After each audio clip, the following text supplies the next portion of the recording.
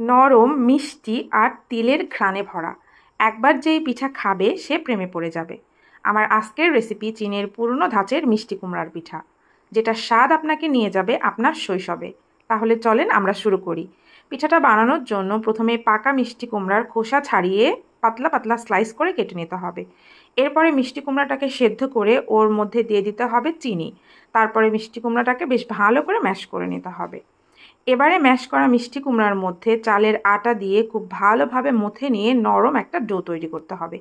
এই পিঠা বানানোর জন্য আরও 2টা উপকরণ লাগবে, সেটা হচ্ছে নোনতা বিস্কিট আর সাদা তিল। এবারে মিষ্টি কুমড়ার ডো থেকে কিছুটা ডো হাতে নিয়ে চেপে চেপে একটা প্যাটি তৈরি করে নিতে হবে। এইবারে প্যাটির 2 পাশে 2টা বিস্কিট লাগিয়ে মাঝখানের ডোটাকে আঙ্গুল দিয়ে চেপে চেপে একটা শেপ দিয়ে নিতে হবে। এবারে পিঠাটাকে সাদা তিলের মধ্যে গড়িয়ে নিতে হবে।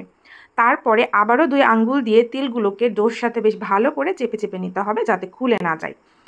এরপরে একটা কড়াইয়ের মধ্যে বেশ খানিকটা তেল গরম করে ওর মধ্যে আগে থেকে তৈরি করে রাখা পিঠাগুলো দিয়ে এপাশ ওপাশ লাল লাল করে ভেজে তুলে নিলেই কিন্তু রেডি মজাদার মিষ্টি কুমড়ার পিঠা, যেটা বিকালের নাস্তায় কিন্তু একদম জমে যাবে।